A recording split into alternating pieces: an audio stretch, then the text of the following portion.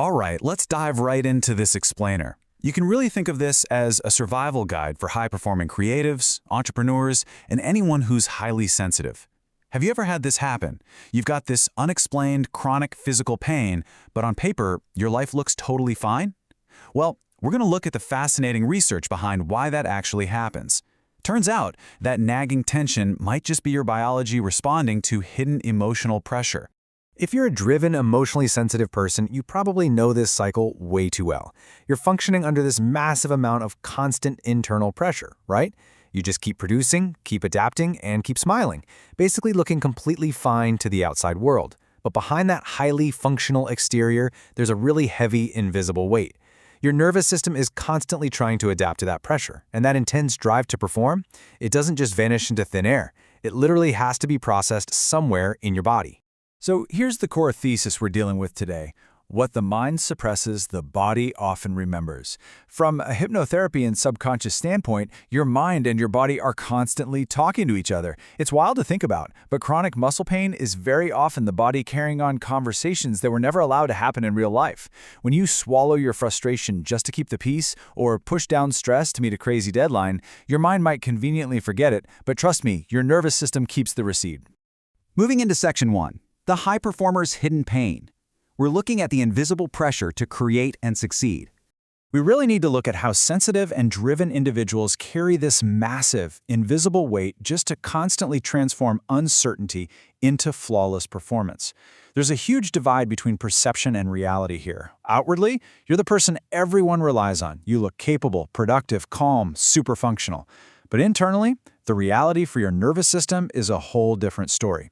You might actually be completely exhausted. Your system is constantly scanning the room, anticipating reactions, dodging conflict, and literally just waiting for an impact. You're carrying an immense emotional load in silence, and man, that takes a profound biological toll.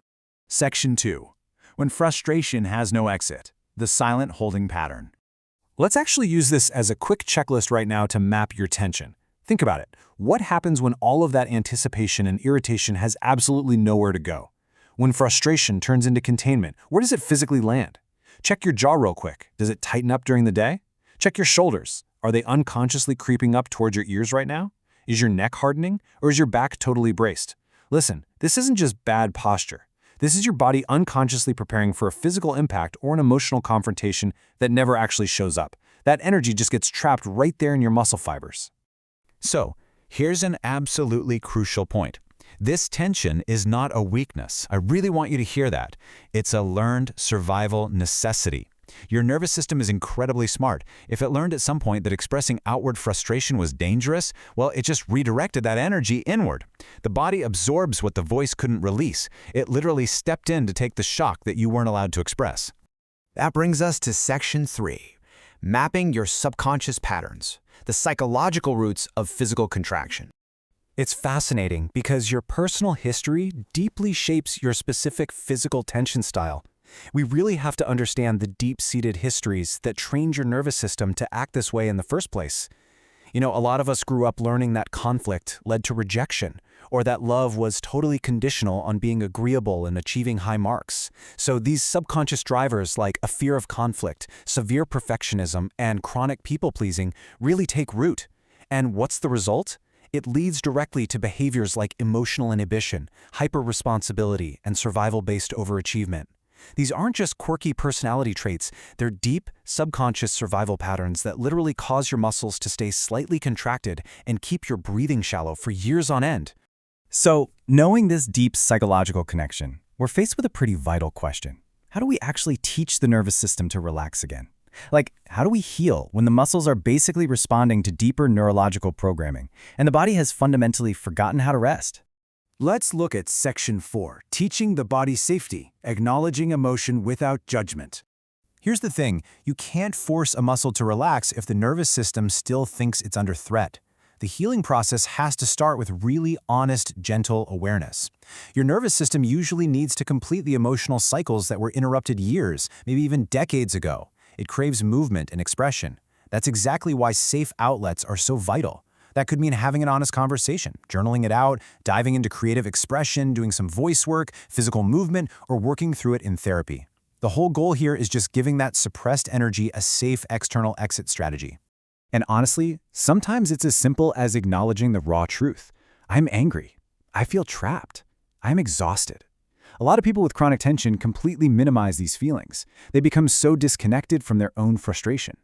But for some, just admitting these simple, unvarnished truths creates this unexpected, profound physical release. Why? Because finally the body doesn't have to carry the entire burden of that truth all by itself. Which leads to Section 5, Releasing the Unspoken Story, Retraining the Conditioned Vigilance. Now, there's a really important hurdle we need to talk about. After years of chronic tension, relaxation itself can actually feel super unsafe. When you finally try to rest, you might get a sudden spike of anxiety because your nervous system is conditioned to be hypervigilant.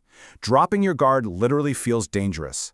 That's exactly why we have to lean into gentle somatic practices, things like deep breathing, progressive muscle relaxation, slow, mindful movement, and restorative rest. By using these simple, grounded practices, your body can slowly gather evidence of safety over time, rather than you trying to force some immediate, terrifying muscular release. This right here is the fundamental shift we're aiming for. We've got to step out of that old paradigm of suppression, constant vigilance, and holding the emotional weight entirely by yourself. Instead, we're gently walking toward a totally new possibility: safe expression, genuine rest, and sharing the burden. Your nervous system literally has to learn that this new reality is actually safer than the old one. As we start to wrap up this explainer, I want you to really reflect on the true nature of this pain. Sometimes chronic muscle tension is not just tension. It's unspoken emotion literally frozen into the body. It's the words you never said to a boss or a partner. It's the boundaries you never defended when you were younger. It's grief you never processed, and anger you never allowed yourself to feel. Remember, your physical tension is a protective mechanism, not a punishment. Sometimes your body isn't fighting against you, it's simply trying to speak the truth. So I'll leave you with this to chew on today. If your mind learned to be silent to survive, what story is your physical tension trying to finally tell you right now? Listen to it, because it might just be the key to finding your relief